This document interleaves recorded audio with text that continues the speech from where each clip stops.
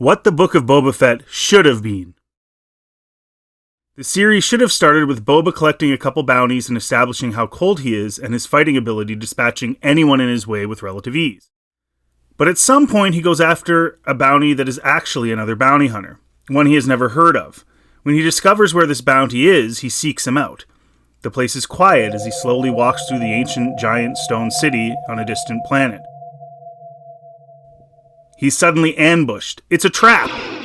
A dozen other bounty hunters attack, and Boba takes many blows, weakening him. During the melee, Boba is forced into a tight space and feels woozy and nauseous as it shows quick flashback shots of him inside the Sarlacc, struggling to get free, showing his PTSD from the Sarlacc and a weakness he now has. He manages to flee. They chase him. As he's running to his ship, he sets an explosive device and sets it off, killing 3 of them as they walk right into it, including the bounty he was charged with killing. Boba flies into space in shock, not understanding why he was the target of this group. He flies to another planet, where members of the Bounty Hunters Guild are present.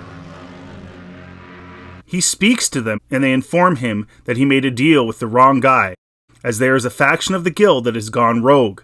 They are well connected throughout the inner core of the galaxy. He is told they have always despised him and his greed as they see it, and that they will never stop hunting him. Boba Fett decides to go home, to Coruscant. This is the one place he can blend in as if a normal citizen.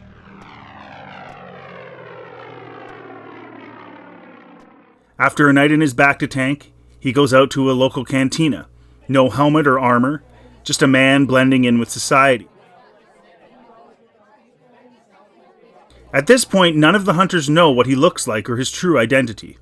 He gets a few stares from some seedy characters, making him uncomfortable, so he heads back home. When he arrives, everything is torn apart. His home has been ransacked and his credits stolen. He rushes down to Slave 1 and sees 4 men trying to open the door to no avail. He wants to attack, but he can't. His armor and helmet are in the ship. So one by one, he silently takes them out. The 4th bounty hunter he gets in a chokehold, but he gets out of it and they fight hand to hand as Boba was able to disarm the hunter while he initiated the attack. Boba gets the upper hand and holds the man down, pulling a blaster from his back and aiming at the man's head. He demands information, but the man simply tells him his days are numbered, and his greed has caught up to him. Boba shoots him and goes back to his apartment. He opens a hidden compartment containing an override module to deactivate Slave 1's defense mechanisms. He enters the ship and heads off in full armor to Tatooine. He speaks to an old former Imperial officer, Kesper Falkor.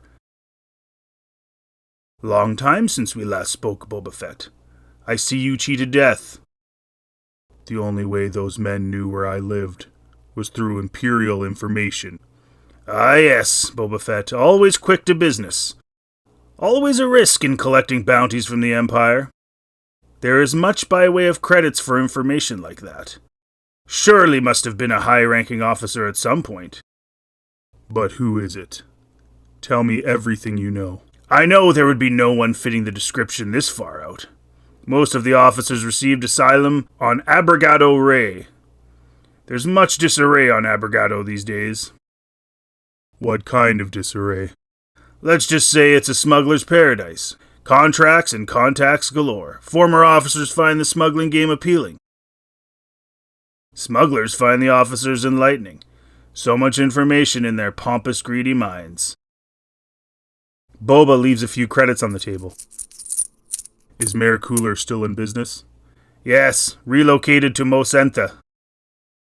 "Be mindful, Boba. The Crimson Dawn still has..." As Falkor was speaking, Boba leaves without notice, and Falkor stops.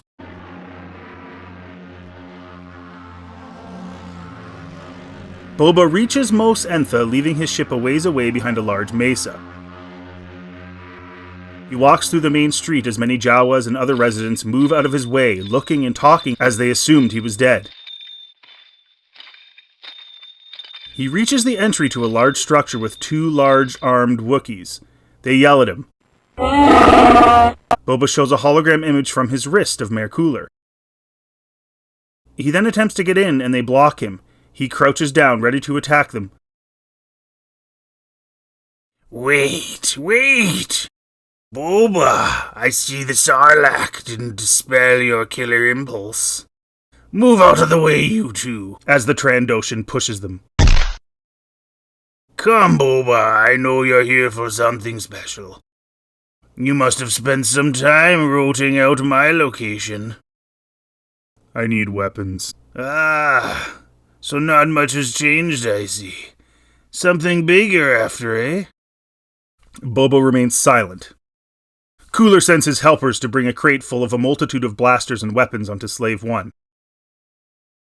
Just as Boba is about to enter and leave, he is shot at by several Tusken Raiders who are waiting on the ridge. He rushes to his ship as they keep shooting, doing some minor damage to Slave 1. He flies above them, pointing his blaster cannons at them. They stop shooting. He stays hovering and aiming at them. There's a moment of silence. One Tusken further away gets spooked and shoots at Boba Fett's ship. He then blasts them into dust and takes off. Cut to Abrigado Rey. People walking around, smugglers and stormtroopers alike, unabated. An Imperial officer sits in a dark room inside a large stone edifice. Are you prepared? Bosk slowly emerges from the shadows.